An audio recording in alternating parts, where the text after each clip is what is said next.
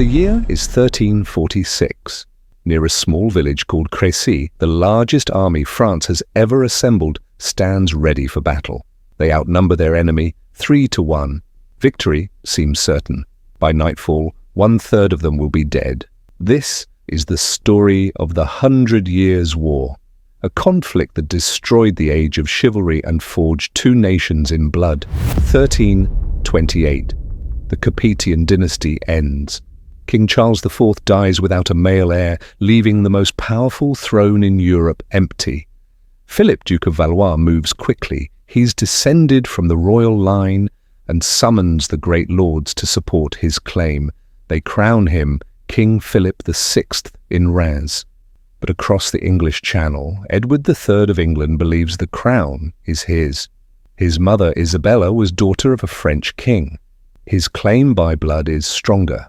The French reject him. They will not bow to a foreign king. Both men prepare for war. Philip crushes rebellions, allies with Scotland, and announces the confiscation of Gascony, England's last continental territory. In 1337, Edward declares war on France. 3 years later, he proclaims himself King of France. This is now a war for the crown itself. The 100 Years' War has begun. 1346. Edward lands in Normandy and marches toward Paris, looting and burning. Philip gathers his army and pursues. Near the village of Crecy, they finally meet. The French have overwhelming numbers, more cavalry, more knights, Italian mercenaries. Philip is confident. The English have discipline and the longbow. The French attack before half their troops arrive. Each lord charges separately with no coordination. Their cavalry tramples their own crossbowmen. English longbowmen rain thousands of arrows on the advancing knights. The French try again. And again. 17 attacks. All end the same way. By nightfall, 1/3 of the French army lies dead. Philip retreats in shock, abandoning thousands of corpses. Medieval warfare has changed forever. Edward besieges Calais for a year. Philip, traumatized, refuses another battle. The city falls. Both sides agree to a truce. 1350. John II becomes King of France, determined to avenge Crécy. But Edward strikes first. In 1355, 2 English armies land. Edward invades the north. His son, the Black Prince, lands in Gascony with 7,000 men and launches a campaign of destruction. King John marches south with a massive army. They meet at Poitiers in 1356. The French repeat every mistake from Crécy. Disorganized charges, no coordination, catastrophic losses. And something unprecedented happens. King John II is captured. The English demand an enormous ransom. In Paris, the people revolt, refusing to pay. France descends into chaos. Charles the Bad of Navarre allies with England and tries to seize the throne. Then in 1358, a massive peasant uprising called the Jacquerie erupts. Charles the Bad massacres the peasants. Then Paris turns against him. He renounces his claim. King John, watching from London, signs a peace treaty giving England half of France. The French reject it completely. John returns home, but cannot pay the ransom. In 1362, he voluntarily returns to captivity. He dies there 2 years later. His son becomes Charles V, called the Wise. Charles transforms the French military. He centralizes command, creates French archer units, hires professional mercenaries, and appoints brilliant commanders. The greatest is Bertrand du Guesclin, made Constable of France. Du Guesclin crushes Charles the Bad in 1364. Charles V then sends 15,000 mercenaries to Spain, solving France's bandit problem while helping an ally. The Black Prince intervenes in Spain, defeats Du Guesclin, but contracts dysentery. He returns to Aquitaine, sick and weak, then foolishly asks Charles to mediate disputes with his vassals. Charles sees his chance. In 1369, he begins conquering Aquitaine. The war reignites with fury. Du Guesclin uses brilliant tactics against English forces, avoiding major battles while winning continuous small engagements. After a year, the English retreat with catastrophic losses.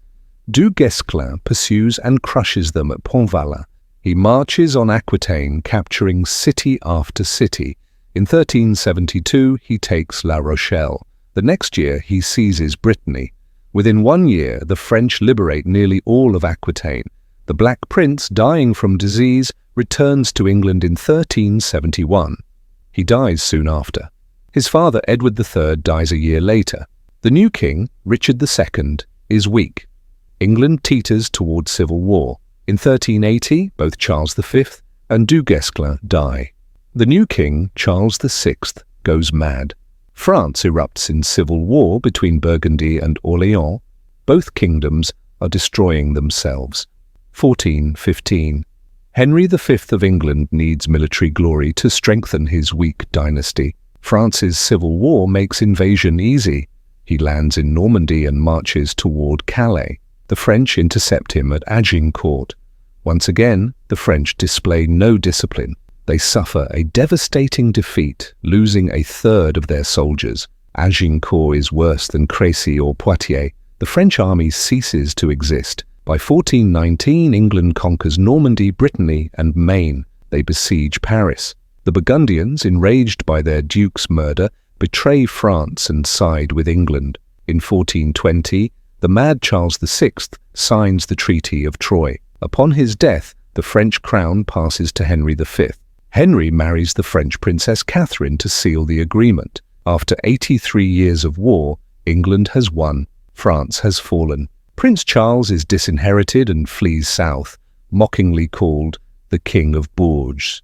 But in 1421, his mercenaries ambush and defeat English forces at Beaujeu, killing Henry's brother. Then in 1422, both Charles VI and Henry V die within months. The English demand the crown for infant Henry VI. French nobles refuse and proclaim Charles as King Charles VII. France now has two kings. Charles VII attempts to reclaim his kingdom, but suffers crushing defeat at Verneuil. The English capture Champagne and Reims, where French kings are crowned. By 1428, the English besiege Orléans, the gateway to southern France. If Orléans falls, France dies. Then a peasant girl arrives at Chinon. She claims God sent her to save France. Her name is Joan of Arc. Charles gives her troops. She marches to Orléans and breaks the siege. The campaign becomes legendary. Joan defeats the English at Patay and liberates the Loire Valley. French morale explodes. Joan receives command of a larger force and marches to Reims. The inhabitants surrender without a fight. Charles is crowned King Charles VII, the Victorious. Joan attempts to liberate Paris, but fails. She's wounded during the siege. Later, at Compiègne, she's captured by the Burgundians and sold to the English. The English try her for witchcraft and burn her at the stake in Rouen in 1431. But Joan has already changed everything. She's become the symbol of French resistance. Charles VII continues Joan's work. He implements military reforms, creates a professional army, and adopts new technology, firearms. The French organize uprisings in occupied territories. In 1431, rebellions in Picardy cannot be suppressed. In 1435, Philip the Good of Burgundy, alarmed by French successes, returns Burgundy to the French crown. England loses its crucial ally. 1449. Charles launches a campaign to reconquer Normandy. He defeats the English at Formigny. The people of Rouen, who despise the English, open their gates to French forces. 2 years later, Charles moves south and captures Bordeaux. The English retake it the following year under Baron Talbot. 1453. Charles returns to Gascony with his army. At the Battle of Castillon, French artillery destroys the English forces. Talbot dies on the field. This is the birth of modern warfare. Artillery has replaced the knight. Although Calais remains English for another century, most historians consider Castile the end of the 100 Years' War. The 100 Years' War began as a dispute among nobles over a crown. It ended as a war between two nations, England and France. During this war, both peoples learned to distinguish themselves from each other. It became a display of national heroism, but also savage brutality. The war heralded the end of the age of chivalry. Knights were replaced by professional soldiers and gunpowder weapons. These 2 centuries became known as the autumn of the Middle Ages. From the ashes of this conflict, two of Europe's greatest nations were born. If you enjoyed this video, smash that like button and subscribe for more history content. What was the most shocking moment? Crécy? The capture of a king? Joan of Arc? Drop your thoughts in the comments below. Thanks for watching, and I'll see you in the next one.